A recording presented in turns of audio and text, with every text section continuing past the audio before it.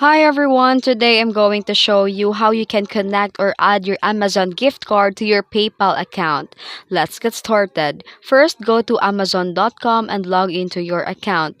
Then click on your account, then select the gift card. If you have a gift card balance, you need to transfer that balance to your linked bank account. Note this step may vary depending on the region and the Amazon's policy. Then here you can open your PayPal dashboard. Head to Banks and Cards under the Wallet section. Then click a link bank or card, then add a bank account you can transfer your Amazon balance to.